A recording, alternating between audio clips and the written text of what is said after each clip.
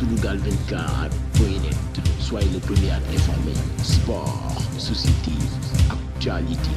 politique, culturelle, reportage, interview. L'information à sa juste valeur. C'est ici même. Sunugal 24.net. Je vous remercie. Je voudrais en ces instants rendre grâce à Dieu et exprimer toute ma gratitude à son Excellence Monsieur le Président de la République, Monsieur Macky Sall, pour le grand honneur qui vient encore de porter à mon endroit en me désignant une fois encore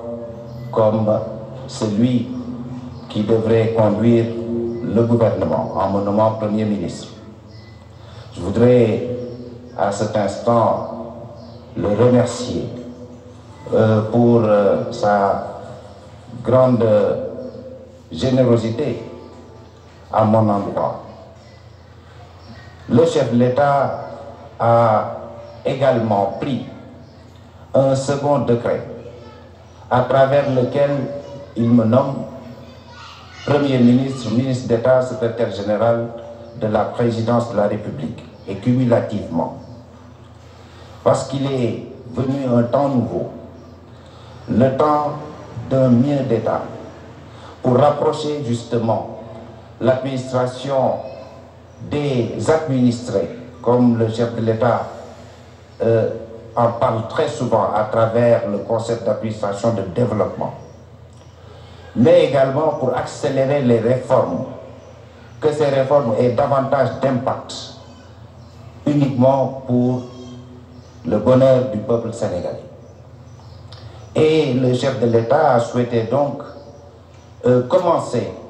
les grandes réformes administratives par déjà le haut de l'exécutif.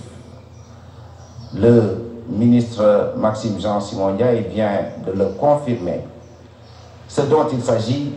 c'est pour diminuer les goulots d'étranglement, pour que l'information circule davantage, pour que enfin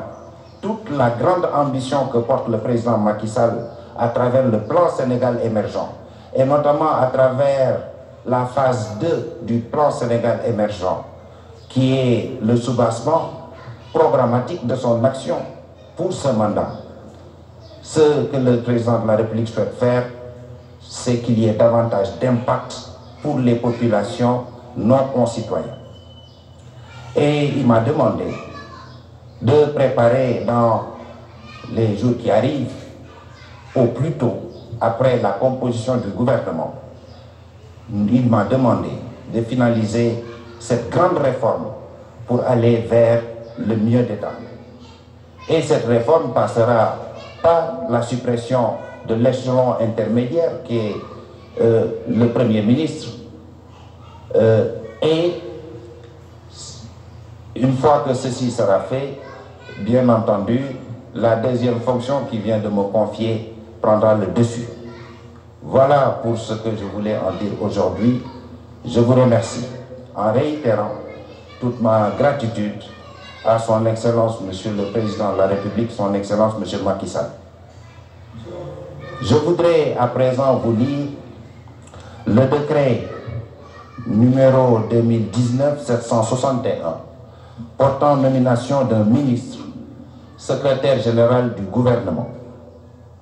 Le président de la République, vu la Constitution, décrète, article 1er, Monsieur Maxime Jean Simon Ndiaye est nommé ministre, secrétaire général du gouvernement. Article 2, le présent décret sera publié au journal officiel, fait à Dakar par le président de la République, Macky Sall. Je vous remercie. Assalamu alaikum. ñoo ngi santaat suñu borom di wax ne dañ fi ñëw tey président wooñu président Macky Sall ñu ko ciy gërëm mu dénkaat ñu li nga xam ne mooy poste premier ministre bi yoon nag mu teg ci et ma ko ciy gërëm dénk ma poste boo xam ne mi ngi nekk ministre d'État secrétaire général de la présidence de la République ñëw liggéey ci wetam continuer ci wetam ci ambition bi nga xam ne yéeneen ci réew mi yàlla ñu ko ci ñaanal yàlla may ko ci ndam ñu nag gouvernement bi nga xam ne moom lay nommé li tax tam wax na ma ko sànq mu jox ma ñaari mbaxana yooyu dafa fekk ma ko ciy gërëm dafa fekk mu am lu mu sumb muy réforme boo xam ne dafa bëgg ci lii nga xam ne moom la ko réew mi yeesalaat muy confiance muy ci vote bi ñu delloo ko lenge yi dafa bëgg ci juróomi at yi lépp lu mu doon def bu fekkoon fukk la mu def ko ñaar fukk wala fanweer ci rythme bi ci également volume bi ci yaatuwaay bi te loolu lépp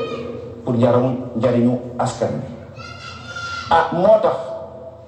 mu ne dina def réforme boo xam ne incha allah bu gouvernement bi toogee ci bés yi njëkk loolu dinañ ko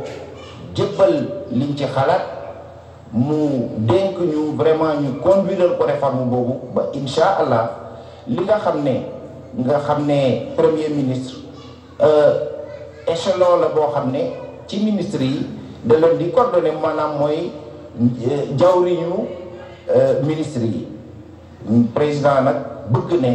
dafa bëgg vraiment bi yoon moom ci boppam mu teele ngay ba mu wóor ko ne li nga xam ne yéeneem bi mu am yépp ci réew mi incha allah yàlla dimbale ko ci mu matal ko moo tax it mu jox ma mu nommé ma it li nga xam ne moom la mooy ministre d'État secrétaire général de la présidence ma ko ciy gërëm incha allah bu ñu paree ci réforme boobu premier ministre dootul am ci réew mi ndax président de la république moom la ñu fal loolu it nit ñi war nañ ko di fàttaliku toujours moom moo ki nga xam ne moom rek la charte réew mi may muy définir yoon wi nga xam ne ci la réew mi di dox ñu koy feddali itam suñu disponibilité et defe naa ne ci fan yi wala ci kanam saa yu ko neexee bu génnee gouvernement bi defe naa ne xale yi ak mag ñi nga xam ne ñoo koy jàppale ci réew mi defe naa ne ñoom ñëpp dinañ takku laxasaayu taxaw ci wetam incha allah li nga xam ne moom la ko réew mi dénk ñu liggéey pour que loolu incha allah yàlla def ko bu loolu passé yi am na lu ma liir léegi di décret di ki nga xam ne moomoon nekkoon ministre secrétaire général de la présidence Maxime Jean Simon Ndiaye président de la république nommé ko ministre secrétaire général du gouvernement jërë ngeen jëf merci. Sunugal24.net, soyez le premier à être informé. Sport, société, actualité, politique, culturelle, reportage, interview. L'information à sa juste valeur, c'est ici même, Sunugal24.net.